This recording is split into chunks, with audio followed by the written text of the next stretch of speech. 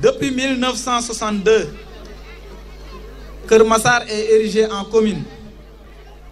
Depuis bientôt 25 ans, et compte désormais plus de 500 000 habitants, avec une densité près de 25 000 habitants au kilomètre carré. Keur Massar n'est tellement plus une petite commune qu'à sa dernière visite, le président M. Macky Sall s'est prononcé en faveur de sa départementalisation.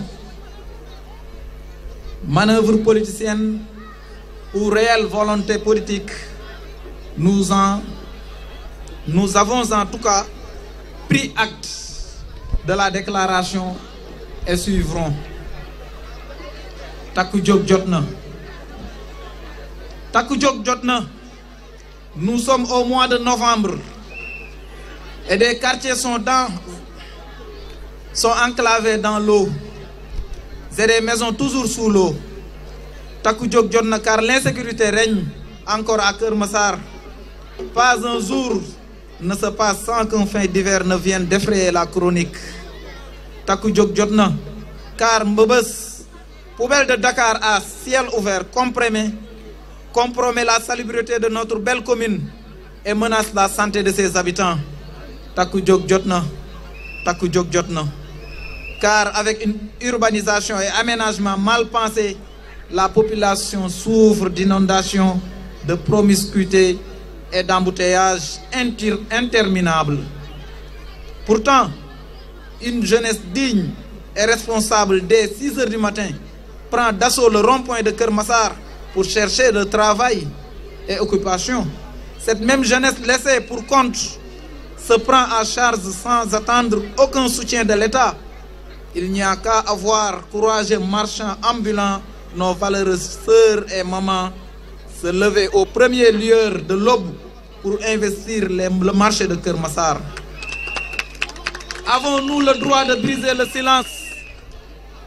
Avons-nous le droit de briser le silence, leur rêve, et les laisser développer en eux ce sentiment de désespoir? Ce désespoir qui gagne le cœur de bon nombre de nos compatriotes aujourd'hui. Des compatriotes de tout âge,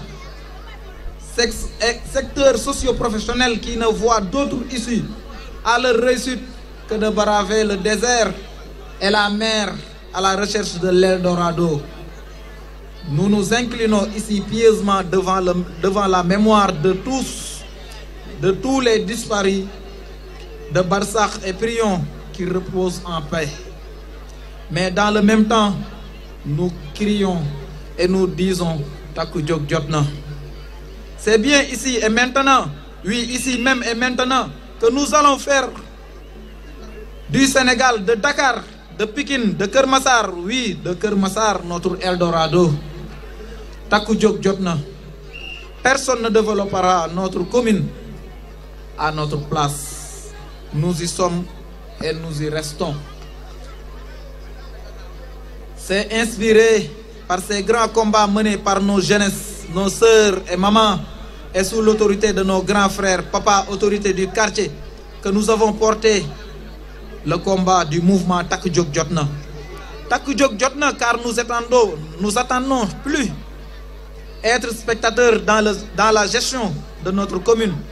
Takku Jóg Jotna, car de Aïnou Madi, Sotrac, Missirah et de Mbeubeuss pénitence, partout dans Keur Massar, nous avons entendu les attentes et déceptions de la population.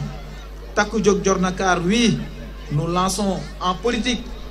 Nous prions de rester dans la politique au sens noble du terme, au sens de la gestion, de l'implication des affaires de la cité. Une politique qui nous réconcilie avec ses valeurs cardinales, le don de soi pour la patrie, le sens de l'engagement et de la responsabilité. Une politique aux antipodes des contre-valeurs auxquelles bon nombre d'acteurs nous ont habitués: transhumance, wax-waxeet, intérêt personnel.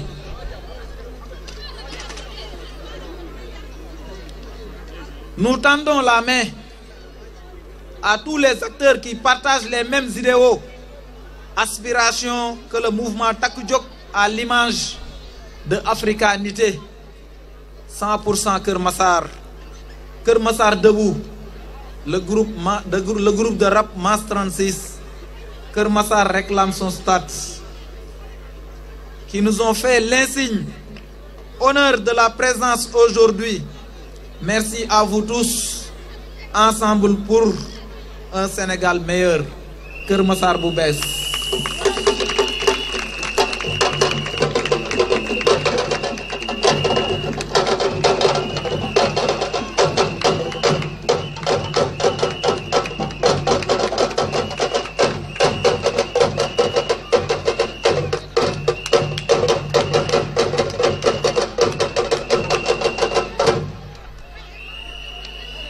Asalaamaaleykum mbooloo mi maa ngi nuyu ñëpp di nuyu sunuy kilifa yi aada di nuyu sunuy kilifa diine di nuyu sunuy chef de quartier adjoint di nuyu mouvement yi nga xamante ni yëpp dañuy xeex plateforme bi nga xamante ni moom la ñuy xeex ci Kër Massar. di nuyu jeunesse bi di nuyu sunu papa yi di nuyu sunu yaay yi di nuyu sunu frères yi di nuyu képp ku nga xamante ni dafa teew fii dégg woote bi rek mu ñor ko mu def ko combat am ñu ngi koy nuyu.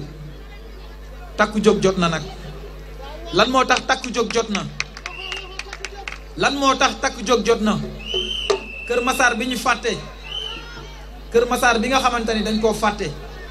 parce que Kër Massar dafa yàgg waaye li mujjee juddu moo gën a yàgg te loolu musul gis kenn ku ko jooyle mettitam yi muy jooy dañoo jaabante mairie jaabante ba sunuy dàll jeex lépp lu ñu leen mësa wax musuñu ñu ko defal. maire ñëw na fi yàggul ñu wax ko sunuy doléance mu ne moom daa am ñu mu dénk ñoolu waaye ñooñu mënuñoo taxaw si sunuy mbir moo tax Takku Jóg juddu.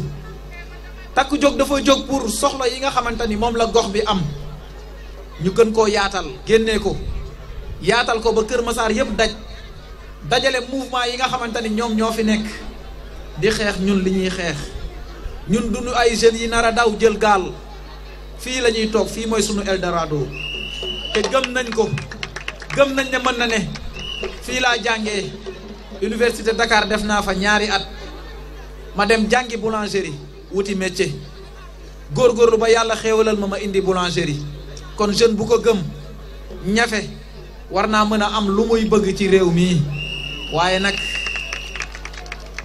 na ko formation lal formation boo xasa jàpp nañ ci góorgóorlu doon si sëriñ du doon formation jàpp bàyyi da ngay jàpp tëwoo bàyyi bu yàggee yàlla fekk la ci sànq sama xol dafa fees sama yaay dafay teew te mënuma ko dégg muy wax te sori na ma soriwuma moom mu teewal ko fi dafa baax rek dafa baax sama yaay Ami Sow dëkk fii are sëñ Babacar jotam mayu ko mu bàyyi lu bari ñëw fii di def témoignage yooyu mais moom moo ñuy ji loolu ñoom ñoo ñu jàngal ne nit ki fu mu nekk dafa war a góorgóorlu amal njëriñ goxam moom fi mu nekk toogul di nelaw dafa futteeku ubbi boutique am di liggéey di jaayante di louer chaise di louer bâche te gëm nañ ne loolu moom mooy développement kon dañu jàpp ne jeune bu nekk li mu yor war naa gëm ne mën na développer waaye duñu leen nax duñu leen wax ne mën nañu jël Kër Massar di leen nax déedéet Kër Massar ku ko bëgg jël il faut nga liggéey